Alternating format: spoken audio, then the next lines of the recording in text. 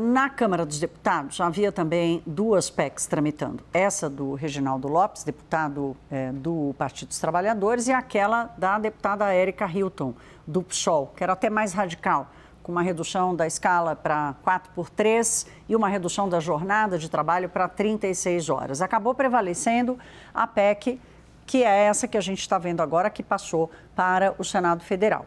Lá no Senado, como a Carol está trazendo aqui já o cenário, não está com cara de que vai ter um consenso assim tão rápido. Então, a oposição, ela está encabeçando a discussão e a tentativa de não só não permitir uma aceleração na aprovação dessa PEC que veio da Câmara, mas dar espaço para o debate de uma outra proposta de emenda à Constituição, uma proposta que mexe no regime de trabalho através da contagem de horas trabalhadas e não com uma escala e uma jornada pré-determinada. O presidente do Senado, o Davi Alcolumbre, já encaminhou essa proposta à Comissão da Constituição e Justiça. Então, veja como essa é a gestão de Alcolumbre, né? Ele diz, olha, eu não vou travar. Ao mesmo tempo, ele faz um movimento e dá espaço para a oposição apresentar a sua proposta, né? Muito mais do que a oposição, muito mais espaço do que a oposição encontrou quando estava tentando aprovar ou impedir de alguma forma o avanço da PEC do fim da 6x1. Eu vou vir para cá, para o nosso telão, para já dar boa noite à Juliana Lopes e ao Pedro Venceslau. Boa noite aos dois, bem-vindos. Boa noite. Tudo bem? Vocês vêm sempre aqui? A gente costuma estar com esse horário por aqui. Por aqui, né? Estão passando na Paulista e resolvem dar uma subidinha. Vem lá da Paulista o estúdio e tal, acho bonito. Gente, vamos lá. Nós vamos dividir aqui com a nossa audiência a diferença entre essas duas PECs que agora vão tramitar. A gente fez isso, vocês se lembram? Vocês se lembram? A gente fez isso na Câmara, né? Uhum. Lembra que a gente dizia, olha, a PEC da Érica Hilton é assim, a PEC do Reginaldo Lopes é assado. Aqui é muito diferente, porque lá as duas tinham o mesmo caminho, aqui não. Aqui é outra história. A PEC, que a gente está chamando aqui de PEC do governo, podia chamar PEC do Hugo Mota também, né?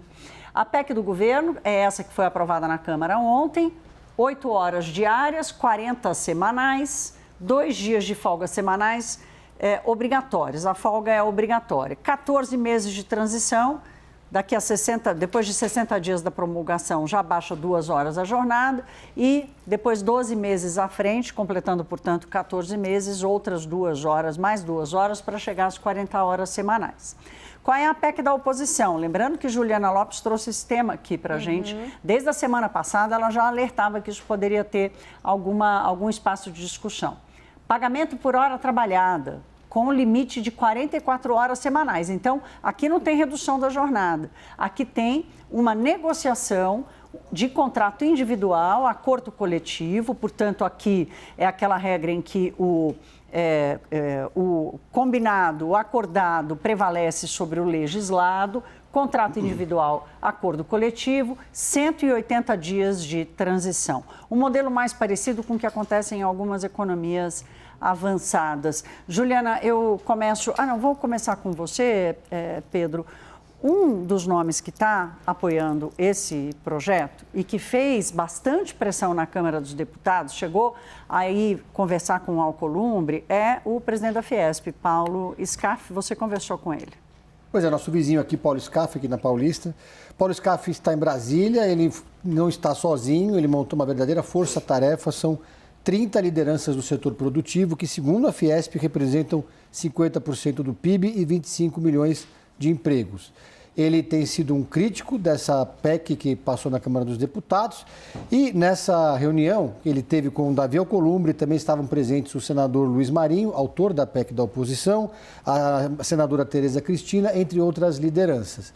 Ele falou nessa reunião e depois comigo também que ele considera que essa PEC que foi produzida na Câmara dos Deputados tem motivação eleitoral.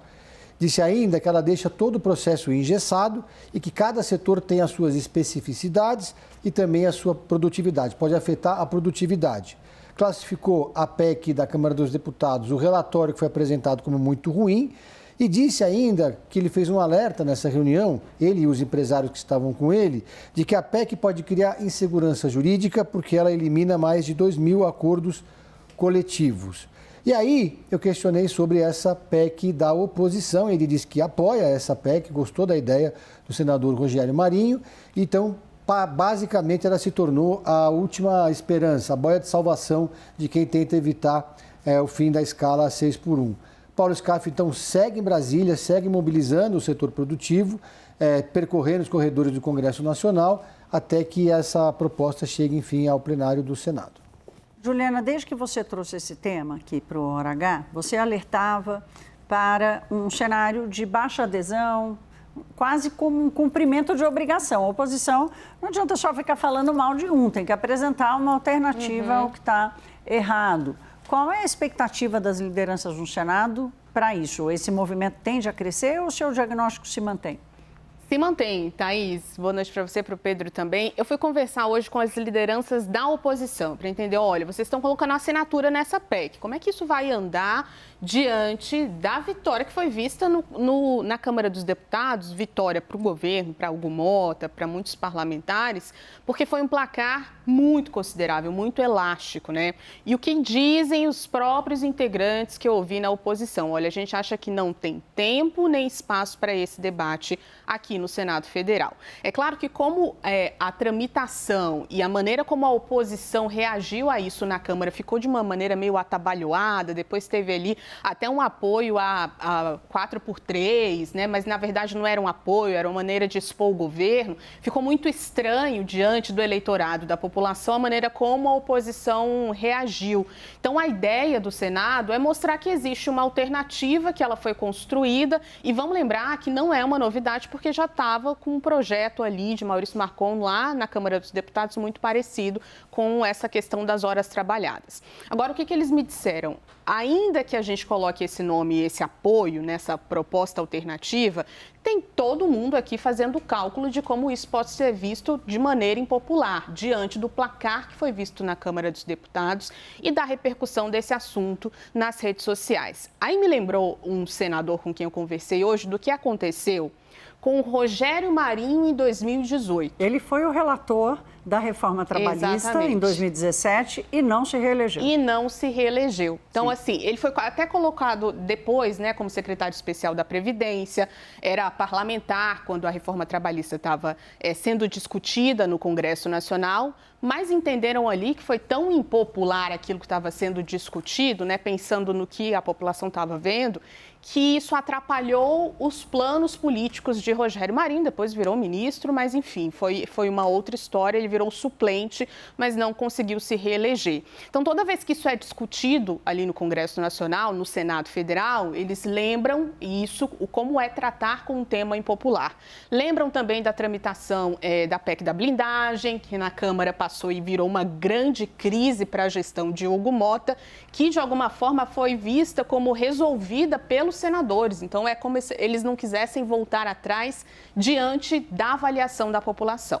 Então, é uma proposta, é claro, que foi para a Comissão de Constituição e Justiça, a gente tem que ver quando vai ser pautada, como é que vai ser esse debate, mas tem um entendimento que é um assunto muito delicado num ano eleitoral. Se fosse um outro ano, se isso fosse jogado para frente, poderia até encontrar um espaço de debate, mas hoje há um receio dos senadores em colocar, escantearem a 6x1 e olharem para essa proposta de hora trabalhada. É o Rogério Marinho que está liderando a apresentação dessa PEC, né? Foi ele quem apresentou o texto dessa PEC alternativa e ele reconhece a força negativa que deu para ele o fato dele ter sido o relator, dele ter encabeçado ali, liderado o processo do debate da reforma trabalhista em 2017. Isso pesou bastante, mas agora ele, de novo, lidera e tenta levar para frente essa pesquisa.